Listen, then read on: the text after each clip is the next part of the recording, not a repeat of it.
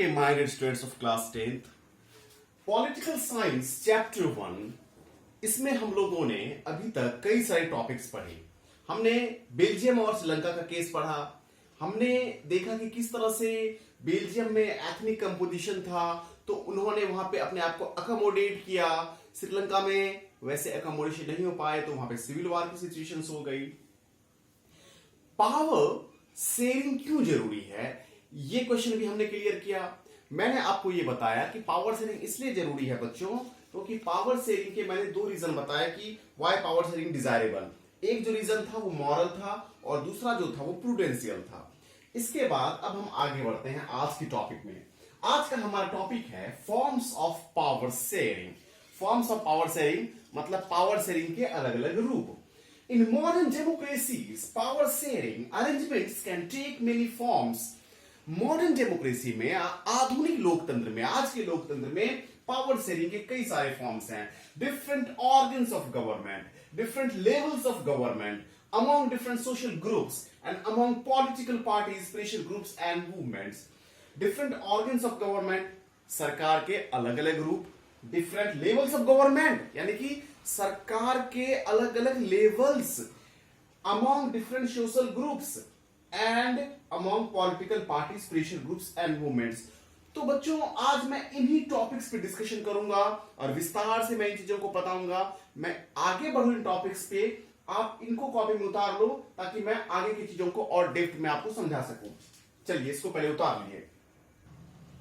Okay, तो अब हम लोग इसको विस्तार से पढ़ने की कोशिश करते हैं, समझते हैं इसे। Forms of power sharing. Number 1, horizontal distribution of power. Horizontal distribution of power जो मैंने बताया था आपको कि different organs of government, government के जो डिफरेंट ऑर्गन्स हैं, नंबर 1 ऑर्गन है legislative, number 2 executive, number 3 judiciary. ये चूंकि ये आप यहां पे देख सकते हैं, बिल्कुल ये एक लाइन में है, एक पैरेलल लाइन में है। ये लेजिस्लेटिव, एग्जीक्यूटिव और जुडिशियरी, कोई किसी से बोल के बहुत बड़ा नहीं है।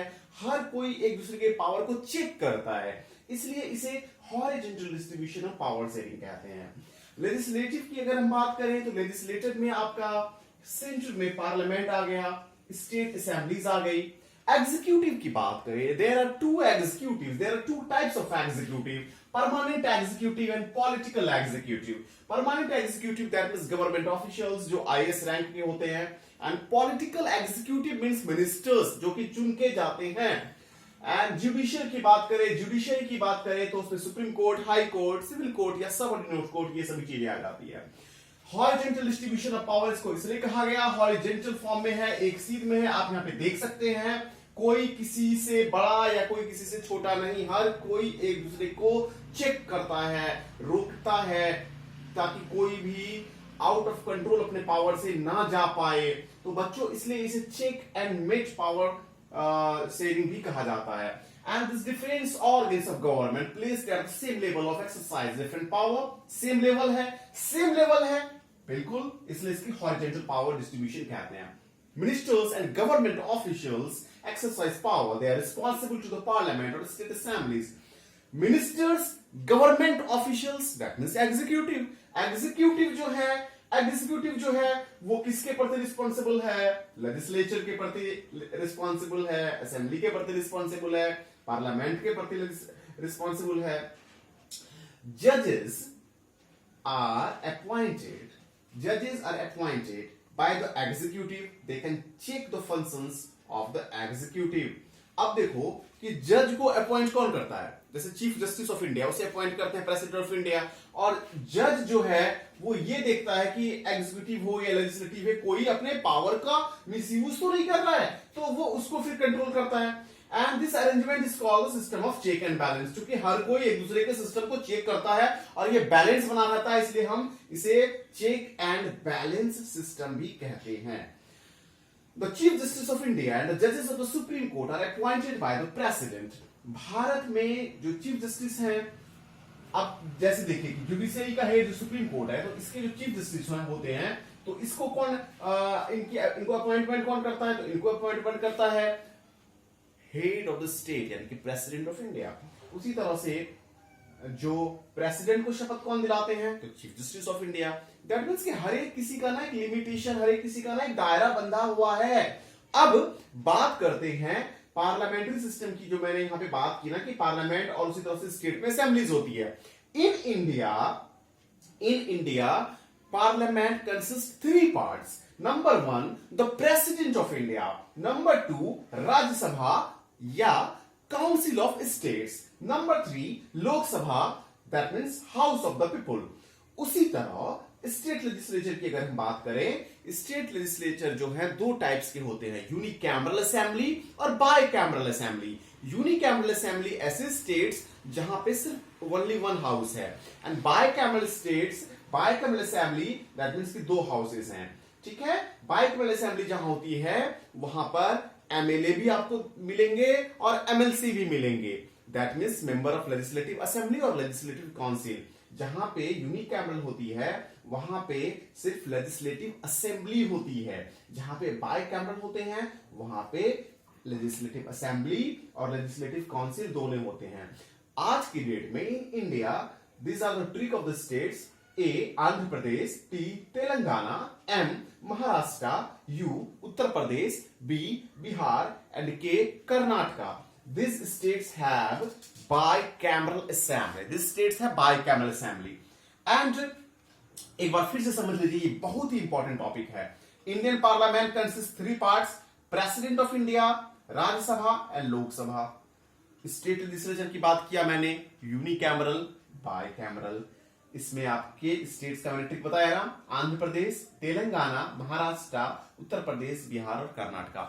जम्मू एंड कश्मीर में भी बाइकैमरल असेंबली थी, बट जब जम्मू कश्मीर का सेपरेशन हो गया, जम्मू कश्मीर एंड लद्दाख 2 भागों में बट गया, तो फिर वो अब यूनिकैमरल असेंबली है। चलिए इस इंपॉर्टेंट टॉपिक को, इस इंपॉर्टेंट पॉइंट को आप उतारिए, फिर मैं नेक्स्ट टॉपिक। ओके बच्चों, तो मैंने पावर शेयरिंग के फर्स्ट पॉइंट को आपको बताया, डिफरेंट, मतलब जो मैंने उसमें बताया कि डिफरेंट ऑर्गन्स ऑफ गवर्नमेंट। तो डिफरेंट ऑर्गन्स ऑफ गवर्नमेंट में मैंने एग्जीक्यूटिव, जुडिशरी और लेजिस्लेचर को बताया, और चूंकि वो बिल्कुल एक लाइन में है, कोई किसी से बड़ा नहीं है, इसलिए उसको हॉरिजॉन्टल पावर शेयरिंग कहा जाता है।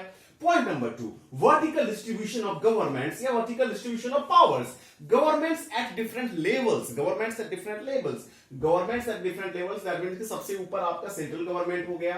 फॉर एग्जांपल आप ऐसे समझ सकते हो, एक मैं यहां पे ट्रायंगल बना देता हूं, देखो यहां सबसे पहले नंबर 1 सेंट्रल गवर्नमेंट हो गया, फिर आ गया स्टेट गवर्नमेंट, और अगर सेंट्रल गवर्नमेंट, स्टेट गवर्नमेंट और नीचे आ गया लोकल बॉडी या लोकल गवर्नमेंट।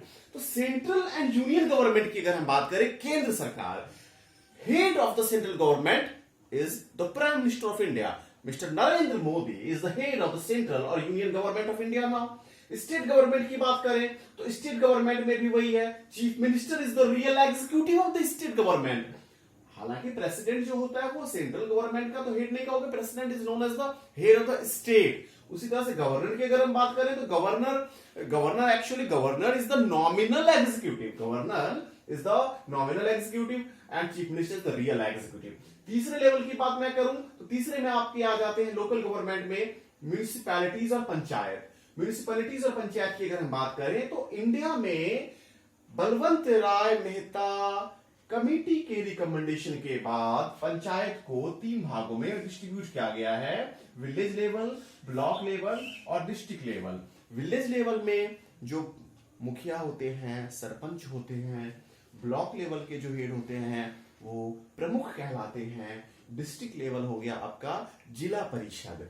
उसी तरह से म्यूनिसिपैलिटी जो कि शहरों में होता है, इसका जो सबसे हाईएस्ट अथॉरिटी है म्यूनिसिपल कॉर्पोरेशन, उसके हेड मेयर कहलाते हैं। म्यूनिसिपल कॉर्पोरेशन के बाद म्यूनिसिपल काउंसिल आती है, फिर म्यूनिसिपल कमिटी यानी कि नगर परिषद। इस तरह से ये इसका भी क्लासिफिकेशन है। ओके, तो ये जो मैंने बताया ना बच्चों कि ये जो पावर है इसमें सबसे ऊपर लेवल पे है सेंट्रल गवर्नमेंट, फिर है स्टेट गवर्नमेंट और फिर है लोकल बॉडी। तो चूंकि इस तरह से इसमें है, या कह सकते हो कि ऐसे है, तो इस तरह से चूंकि ये पावर आ रहा है इसलिए इसे हम क्या कहेंगे, इसलिए इसे कहा जाता है वर्टिकल। और उसके पहले जो हमने पढ़ा था वो था आपका हॉरिजॉन्टल। तो वर्टिकल के ये सारे टाइप्स हो गए, इसको अच्छे से समझ लीजिए आप लोग और उसको उतार लीजिए। अब पॉइंट नंबर 3 में आते हैं।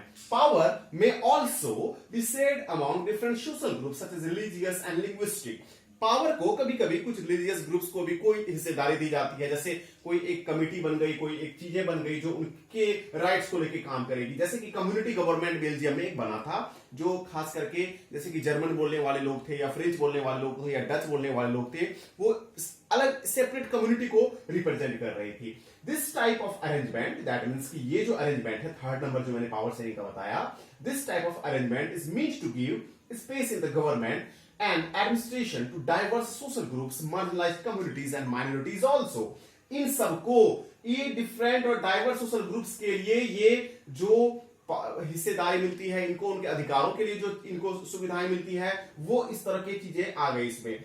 4 नंबर में अगर हम बात करें तो power sharing arrangements can also be seen in the way of political parties, pressure groups and movement controls of the influence those in powers.